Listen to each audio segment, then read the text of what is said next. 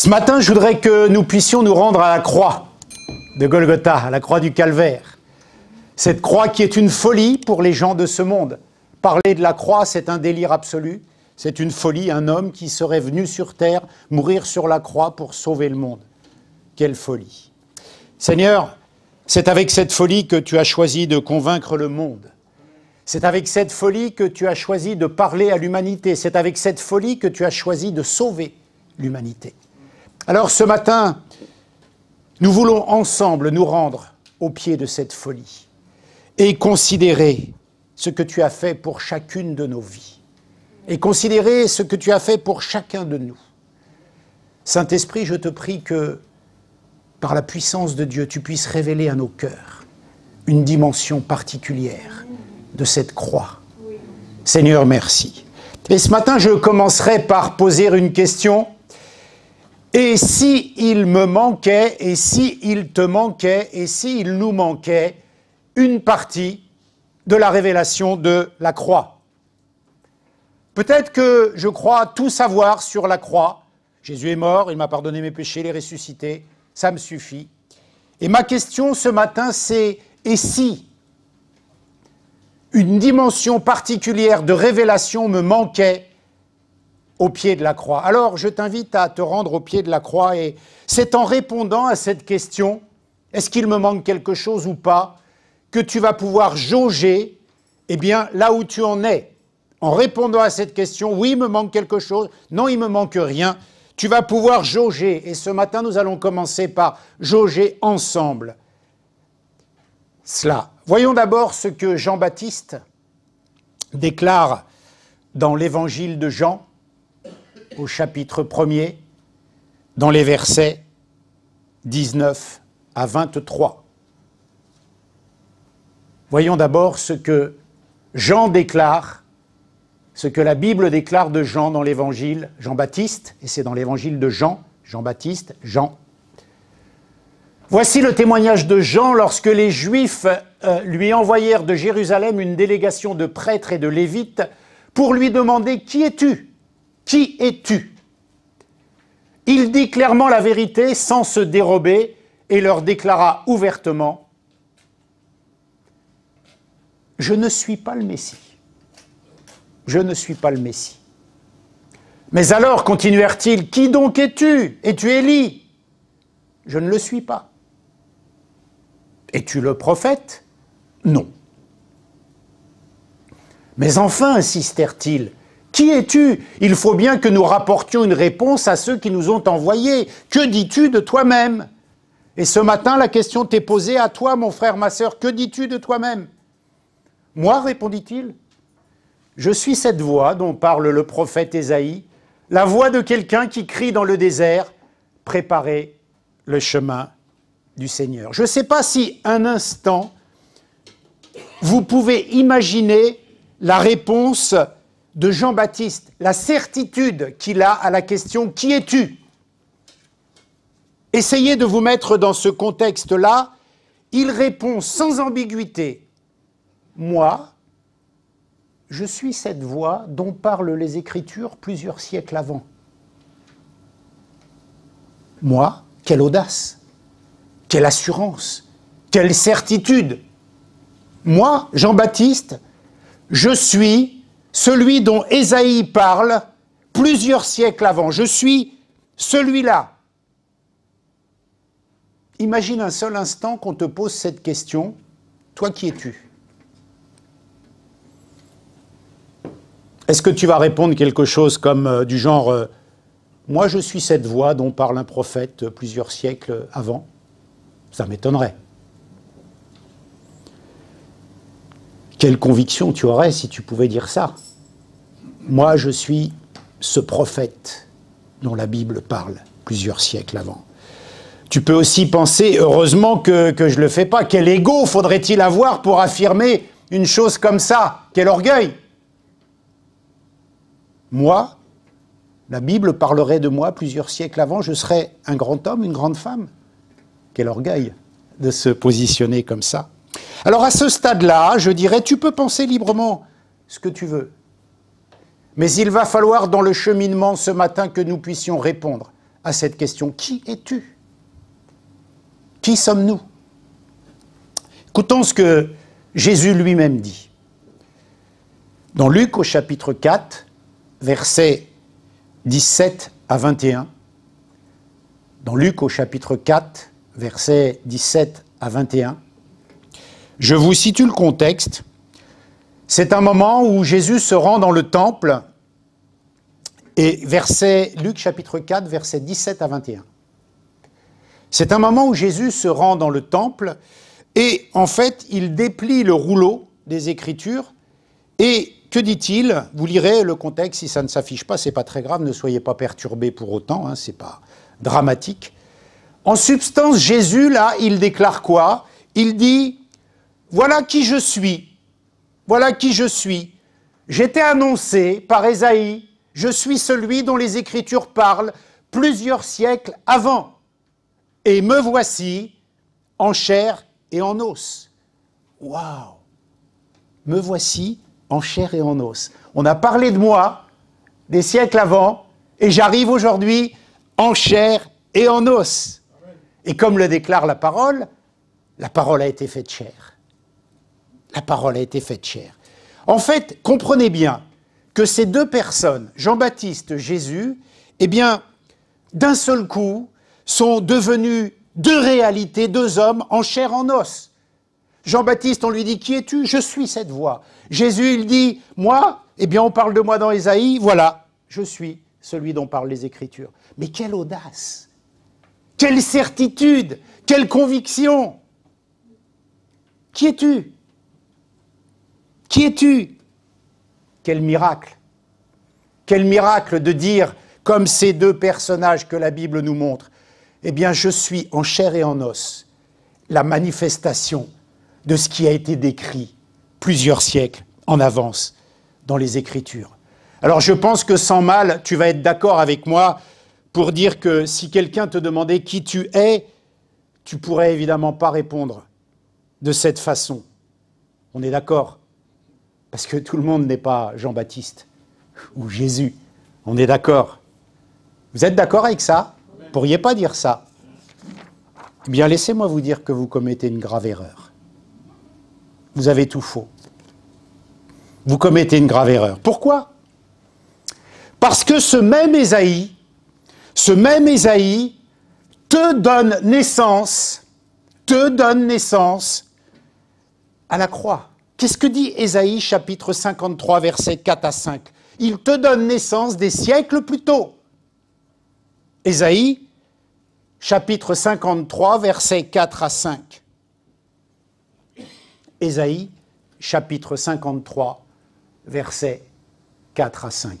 Pourtant, en vérité, c'est de nos maladies qu'il s'est chargé et ce sont nos souffrances qu'il a prises sur lui, alors que nous pensions que Dieu l'avait puni, frappé et humilié. Qu'est-ce qu'Ésaïe est en train de dire? C'est de toi dont il parle ici. C'est de toi et moi dont Ésaïe parle ici plusieurs siècles plus tôt. Qui es-tu? Je suis celui pour qui Jésus-Christ est mort. Et ce personnage-là naît aujourd'hui en chair et en os. Je suis devant vous, moi, je suis celui dont Ésaïe parle et pour qui Jésus-Christ est mort à la croix de Golgotha, pour qui il a été brisé, pour qui il a guéri les maladies, pour qui il a pardonné mes fautes. Je suis celui-là. J'ai la même certitude que Jean-Baptiste. J'ai la même autorité pour déclarer ces choses-là. Alors à la question « Qui es-tu » si on avance un peu plus, tu peux donc déclarer « Je suis celui pour qui Jésus-Christ est mort 2000 ans plus tôt, et la Bible parle de moi, de la même façon. » Voyez pourquoi nous commettons une erreur en disant nous ne pouvons pas parler de cette façon dont Jean-Baptiste parle de lui et dont Jésus parle de lui. On peut parler de cette façon. On peut parler de cette façon. Parce que la Bible parle de mon histoire, parle de toi et de moi 2000 ans plus tôt, à la croix. Est-ce que j'ai une révélation suffisante de cette croix? Parce qu'elle parle de moi. Elle donne naissance à l'homme, à la femme que je suis aujourd'hui. Elle donne naissance à l'homme, à la femme que je suis aujourd'hui. Voyez pourquoi vous êtes trompés? Parce qu'à la croix, parle de toi. Vous n'avez pas l'air convaincu. Quand je vois vos visages, je n'ai pas l'impression que vous êtes au bénéfice de ce qui a été fait à la croix. Ça me fait peur. Ah bon?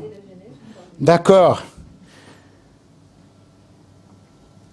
Et mes amis, si nous ne comprenons pas pleinement cela, si nous ne comprenons pas pleinement ça, eh bien, ça va provoquer de nombreux problèmes spirituels. Ça va provoquer de nombreux problèmes physiques.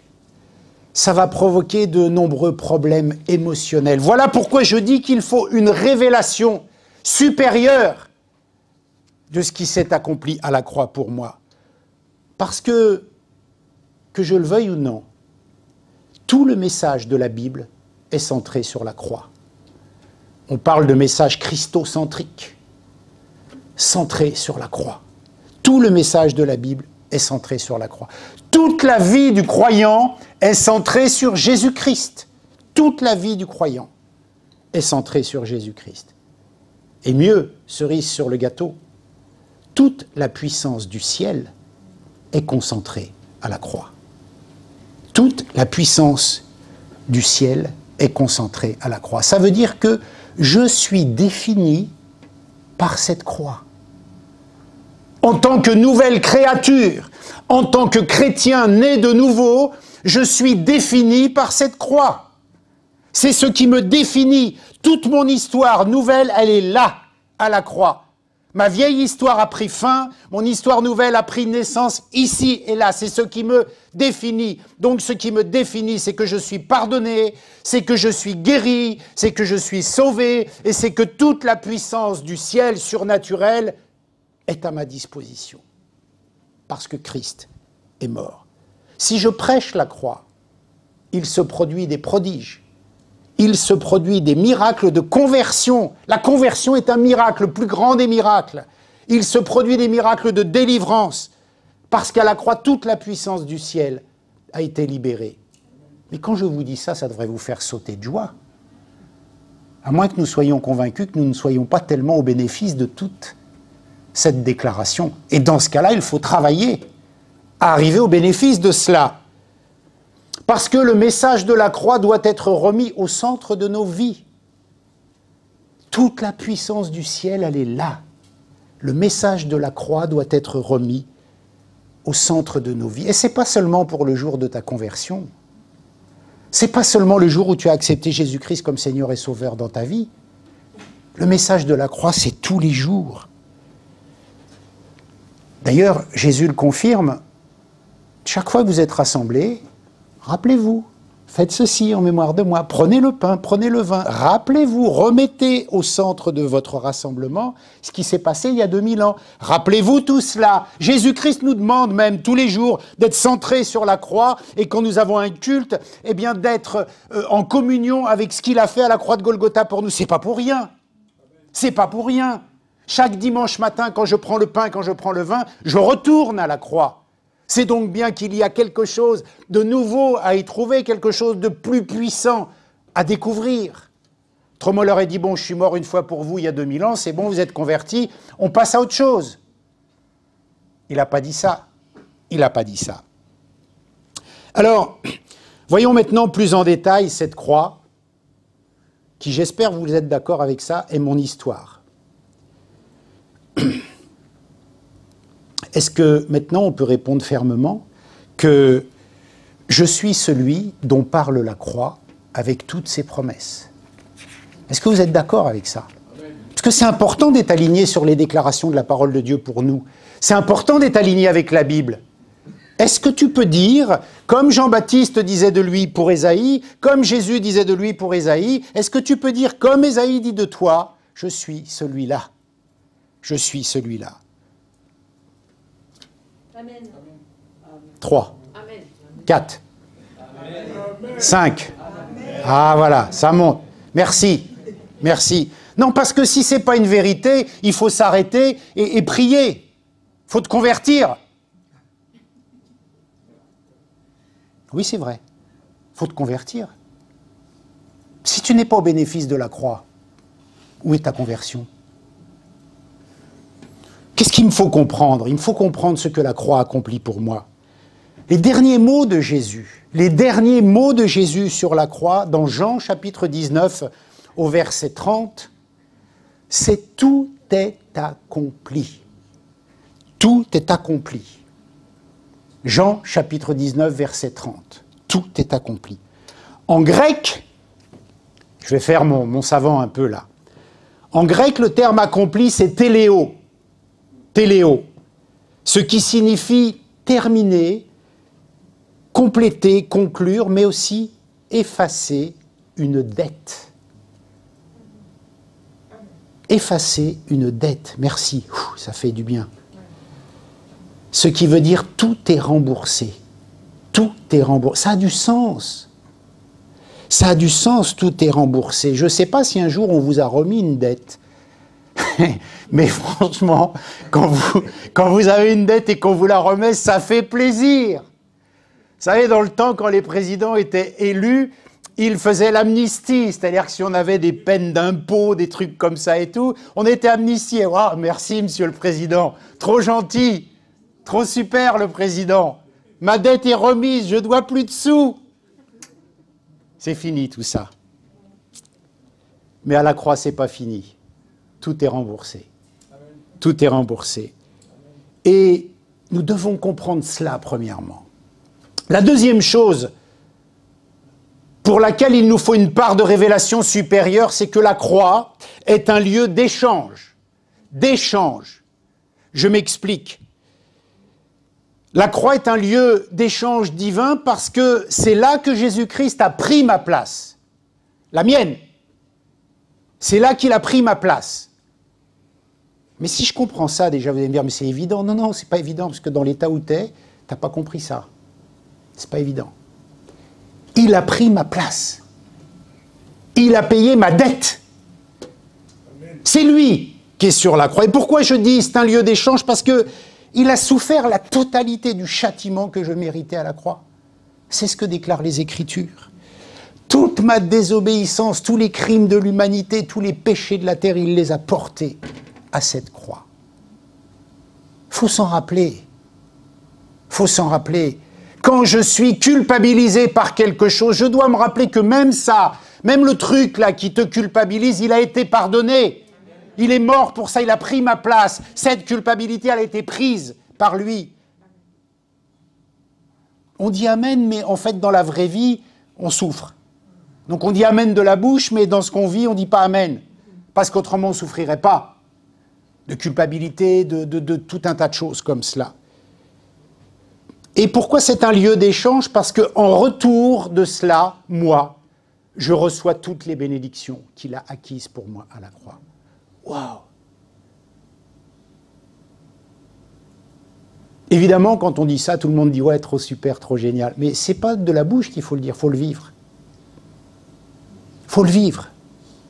Et c'est pour ça que nous avons une part, nous avons un besoin d'une part supérieure de révélation. C'est pour ça que l'Esprit de Dieu doit venir et imbiber ma conception, ma compréhension, ma révélation de la croix. Il doit venir donner une portion supérieure de révélation à cela.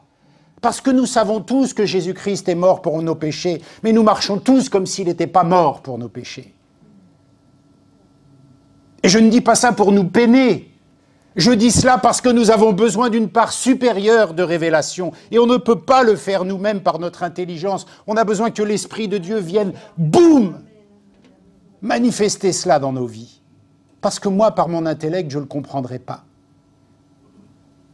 Mais si je dis, Seigneur, j'ai besoin d'une part supérieure de révélation de ce que tu as fait, c'est vrai, j'ai bien compris ça. Moi, c'est vrai, le jour où je me suis converti, il y a eu comme un film dans ma tête, quelque chose s'est affiché. En 30 secondes, j'ai dit, mais toutes les horreurs, Seigneur, que j'ai commises dans ma vie, tu les prends là, en cet instant? Oui. J'ai eu un soulagement. J'ai eu un soulagement. Même ça, oui. J'ai eu un soulagement. Et même ça, là, tu étais là? Oui. Ça a été une révélation extraordinaire. Une puissance surnaturelle. Et forcément, quand on a cette révélation, ça va de pair avec la suite. On essaie de marcher en adéquation avec ce qu'il dit. Bien évidemment. C'est à la croix que Dieu met sur les épaules de Jésus-Christ toute l'iniquité du monde, vous vous rendez compte? toute l'iniquité, chaque pourriture d'action qui est faite dans le monde, elle a été mise sur les épaules de Jésus-Christ à la croix. La pire des saletés, la pire des horreurs, toutes les mauvaises actions, il les a portées. Mais de la même manière, l'autre versant, c'est que toutes les bénédictions, elles nous sont données. Parce qu'il a payé, il a effacé la dette. Et si je ne comprends pas pleinement la plénitude de cet échange divin, ça va provoquer des troubles, des problèmes spirituels, des problèmes physiques, des problèmes de manque de pardon, de disputes, de tout ce que tu veux. Mets-y toutes les galères de ta vie dedans. Tout ce qui te galère dans la vie, là, tout ça, c'est parce que tu n'as pas saisi l'échange. Parce que j'ai pas saisi l'échange. Parce que nous n'avons pas saisi l'échange. Et ce matin, il nous faut une révélation supérieure de révélation pour comprendre. Seigneur, je le crois de ma bouche, là, mais j'arrive pas à saisir que même ça, ce que j'ai fait, là, la semaine dernière, tu puisses me le pardonner. J'arrive pas à comprendre ça. Et pourtant, ta parole déclare que même ça, tu l'as pris. Alors, comme j'arrive pas à y adhérer, implémente-le dans mon esprit. Par une révélation surnaturelle. Si je ne comprends pas pleinement ça. Vous savez, j'ai vu un film, ça s'appelle Impardonnable. Je vous fais le pitch, rapidement. Le film commence comme ça, une femme qui a pris 20 ans de prison sort. Ok. Et on voit des flashs, en fait, elle est avec sa petite sœur dans la maison, les policiers sont dehors, et le shérif lui dit, bon allez, rends-toi, c'est fini. Non, je ne vous donnerai pas ma maison, je ne vous donnerai pas ma maison, etc. Non, non, non, non. Et en fait, elle purge sa peine, elle ressort, alors avec tous les clichés, les gens, ouais. Parce que, en fait, ce qu'il y a, c'est qu'elle a tué le shérif. C'est ce que nous dit le film. On voit le shérif par terre en sang, avec le fusil. Donc, on dit, elle a tué le shérif. Donc, elle sort 20 ans après, et tous les gens, ouais, tueuse de flics, et puis la fille, elle se tait. Elle a une chose horrible. Et tout ça parce que sa petite sœur, qui était avec elle, de 5 ans, eh bien, elle l'a élevée, elle ne voulait pas que la maison familiale, parce que leur père s'était suicidé, elle a élevé sa sœur toute seule, et elle ne voulait pas que sa petite sœur, eh bien, souffre de tout cela. Elle prend 20 ans de prison, parce qu'elle a tué le shérif, pour ne pas que sa petite sœur paye tout ça. Et on voit le film, et à un moment du film, je vais à la fin du film, cette femme-là, elle demande, parce que sa petite sœur a grandi, bien sûr, elle demande à la voir. Et elle va voir un avocat, l'avocat lui dit « Non, vous avez une mesure de distance, vous êtes une tueuse de policiers, vous ne pouvez pas revenir dans la vie de cette jeune fille, elle vous a oublié, etc. » Et le flashback du film se déroule, et on s'aperçoit de quoi? C'est que le film nous avait bien aiguillé au début, il nous montre le shérif mort, le fusil, etc. Mais en fait, c'est la petite fille de 5 ans qui avait tué le shérif. Et la grande sœur, elle s'est substituée. C'est-à-dire qu'elle a pris 20 ans de prison, elle a bousillé sa vie, elle dit « Je ne pouvais pas, elle avait que 5 ans, elle avait que 5 ans, je ne pouvais pas. » Alors elle s'est accusée. Elle a pris la condamnation sur elle, pour que sa petite sœur ne soit pas condamnée. C'est ce que Jésus a fait pour nous. C'est ça la croix. Et quand j'ai vu ce film, j'ai dit « Ah mais Seigneur, c'est exactement ce que tu as fait pour nos vies. Tu as payé. » Alors que tu n'avais rien fait. Tu n'avais rien fait, tu as pris 20 ans, quoi. Pour ne pas que je prenne. Il faut que cette révélation nous imprègne. Il faut que cette révélation nous imprègne. Parce que, faisons une courte liste, rapide, de ce que Jésus-Christ nous dit avoir fait pour nous à la croix. Ésaïe 53, verset 5. Si tu as du mal à l'afficher, c'est pas grave, on le cite. La Bible dit qu'il a été blessé pour que nous soyons pardonnés.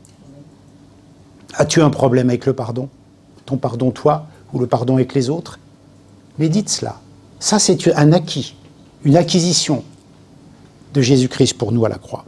La Bible dit qu'il a porté nos maladies. Ésaïe 53, versets 4 et 5. C'est pas une histoire, c'est pas une légende. Il a porté nos maladies. Donc, il me faut une part de révélation supérieure pour rentrer dans cette dimension. La Bible dit que Jésus est devenu péché pour nous et qu'il a porté notre nature pécheresse. 2 Corinthiens chapitre 5, verset 21. Quand tu vas rentrer, relis ces versets. Parce qu'il faut que ça soit là gravé. Jésus-Christ dit, voici, je t'ai gravé sur mes mains. Nous devons dire, Seigneur, voici, j'ai gravé tes versets dans mon cœur. C'est l'échange. Jésus est mort pour nous afin que nous puissions prendre part à la vie éternelle. Romains, chapitre 5, versets 8 à 9. Je sais, je vais un peu vite, c'est dur, mais je les cite, c'est pas grave. Et Jésus a porté notre malédiction afin que nous soyons bénis. Galates, chapitre 3, versets 1 à 3. Alors maintenant qu'on a avancé un petit peu, si je te repose la question, qui es-tu? Tu vas me dire quoi? Je suis celui dont Ésaïe parle plusieurs siècles en avant. Amen. Vrai ou faux? Amen. Je suis celui en chair et en os, là, devant toi, celui pour qui Jésus-Christ est mort à la croix. Vous voyez, Jean-Baptiste, il arrive, il dit, je suis cette voix dans le désert. Mais quelle audace! Eh bien, toi, c'est pareil. Je suis celui pour qui Jésus-Christ est mort à la croix de Golgotha. Et ça fait taire tout le monde. Qui es-tu? Je suis celui-là. Je suis pardonné, je suis guéri, je suis sauvé. C'est la parole de Dieu. Alors, si maintenant on te pose cette question, j'espère que tu vas avoir l'audace d'y répondre conformément à nos deux modèles qui sont Jean-Baptiste et Jésus-Christ. Parce qu'au début, moi je trouvais ça audacieux, je dis, wow, quelle puissance Jean-Baptiste de dire, je suis la voix de celui qui annonce, qui crie. Puis le Seigneur m'a fait comprendre que j'étais comme lui.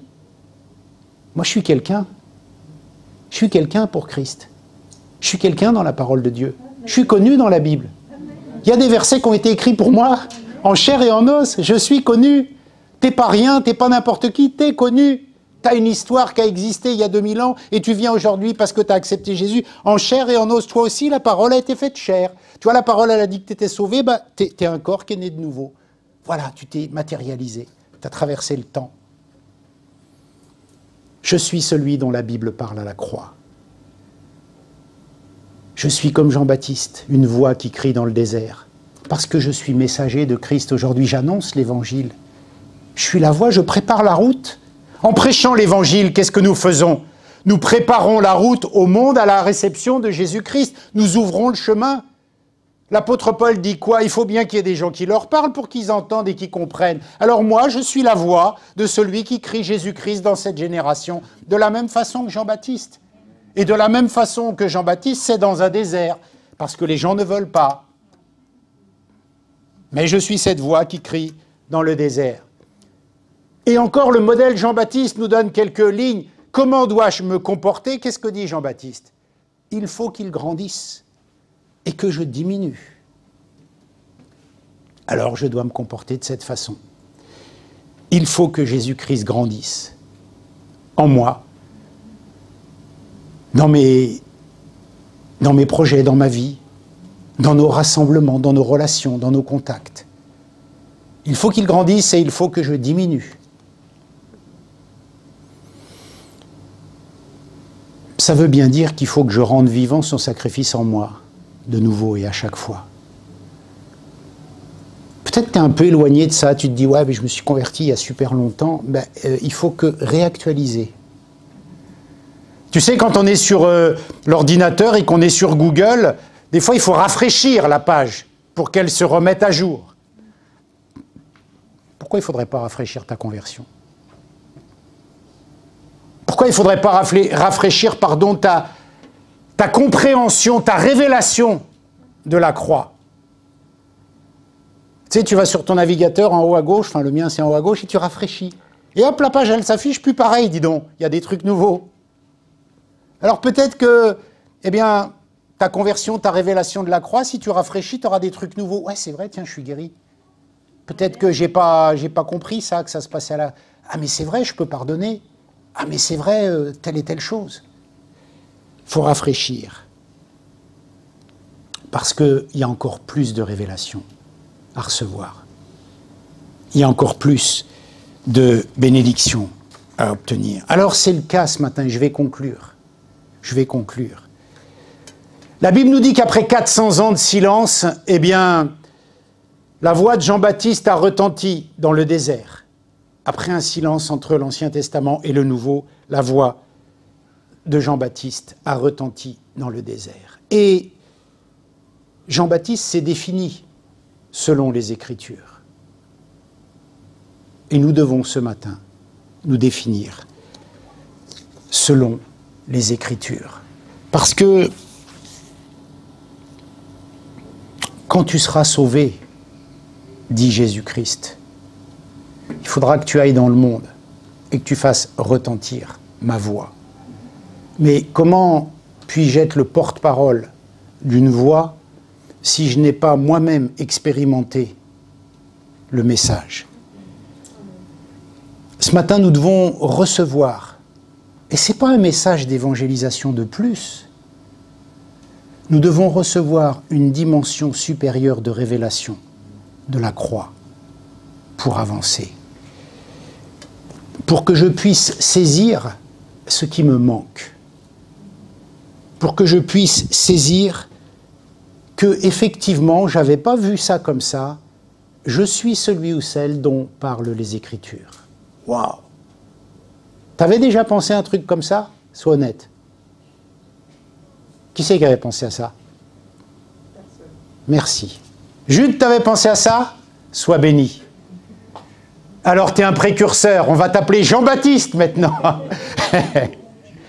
Mon frère, ma sœur, ce matin, il faut qu'on se définisse selon ça. Je suis celui dont Ésaïe parle.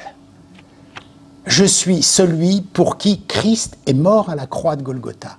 Je suis celui qui naît en chair et en os de ce qui s'est passé il y a 2000 ans. Je suis ce produit-là. Je suis ce gars-là, je suis cette fille-là. Quel cadeau, quel miracle. Ouais, mais on sait tout ça. Non, non, non, non, non, non, non. On ne sait pas tout ça. Parce que si on le savait, oui, c'est un scoop. Parce que si on le savait, ça se verrait plus. Et ça ne fait pas de nous des vilains, des gens qui n'ont pas compris, qui doivent se taper sur la tête. Non, ça fait de nous des gens qui sont demandeurs de plus. Ça fait de nous des gens qui, en toute humilité, Seigneur, il faut que tu grandisses et que je diminue. J'ai pas tout compris. J'ai compris en substance, tu m'as sauvé, oui, oui, d'accord, mais il y a tellement plus. Il y a tellement plus à la croix. Et d'ailleurs, il y a tellement plus que chaque dimanche, tu me demandes de m'en rappeler pour que je grandisse. Le frère nous apportait dans son message pour la Sainte Seine qu'il faut le manger pour que je me nourrisse. Eh bien, il faut que je me nourrisse de cela pour que ma révélation puisse gagner, puisse croître. Il faut que je grandisse. Il faut que je grandisse. Il faut que tu grandisses et que je diminue. Mais en même temps, dans cette diminution, il faut que je grandisse à mesure de ma compréhension. Est-ce que nous sommes d'accord avec ce message? Est-ce que nous pouvons travailler dans notre quotidien à ce message? Est-ce que nous pouvons travailler dans nos moments de prière à ce message? Et le monde saura que nous sommes ses témoins. Je vais prier pour chacun de nous. Seigneur, ce matin, c'est en toute humilité, mais avec une grande fierté, que nous pouvons déclarer « Je suis celui ou celle pour qui tu es mort à la croix de Golgotha. » Waouh! Si on me demande de me définir, je peux me définir de cette façon. Et personne ne va pouvoir me faire taire. Personne ne va pouvoir dire le contraire parce que c'est tes Écritures et ta parole qui le déclarent. Mais Seigneur, moi le premier, j'ai besoin d'une dose supplémentaire de révélation. Et ce matin, je crois que tu ne parles pas dans le vide. Tu ne parles pas pour rien. Et que tu veux apporter un peu plus. Cela fait peut-être 30 ans que je te connais.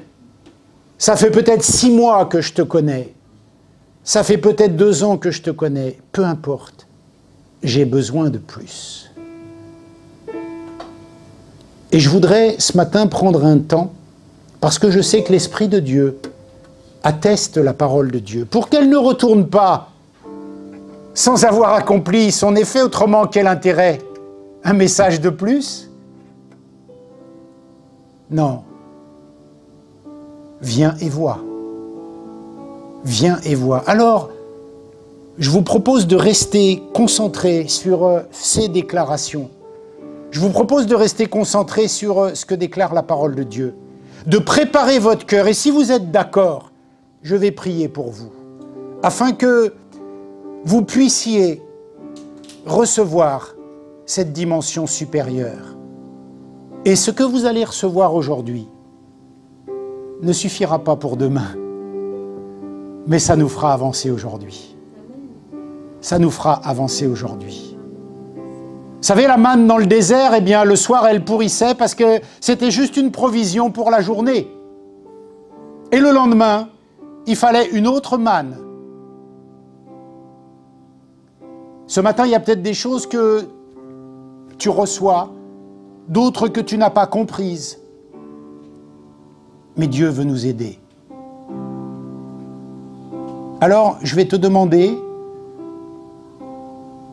de te préparer à recevoir quelque chose. Et si tu as envie de recevoir quelque chose, lève-toi là où tu es. Personne ne va te regarder, hein, personne ne va te juger. Oh, lui, il est debout, il n'a rien compris. Non, non, c'est pas ça le problème.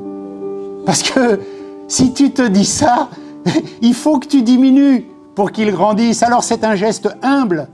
C'est un geste humble de se lever et de dire, Seigneur, oui, moi j'en veux. J'en veux du gâteau, j'en veux du bonbon, j'en veux de ta puissance à la croix, j'en veux du plus. Je veux ma part à ce repas. Je veux ma part à ce repas, je veux du plus, je veux la révélation supérieure, je veux celle qui a grandi, je veux celle qui va me faire avancer. Seigneur, oui, ce matin, je veux rentrer dans le banquet et pour pouvoir recevoir plus, pour manger des plats sublimes, pour manger des plats prophétiques, pour manger des plats d'une autre dimension, pour manger des plats spirituels, des plats qui viennent de l'au-delà, pour que je puisse avoir cette autorité d'appeler la bénédiction, pour que je puisse avoir cette autorité d'appeler la paix et qu'elle m'obéisse en ton nom, parce que tu m'as donné cette autorité. Alors oui, ce matin, je te prie, cher Saint-Esprit de Dieu,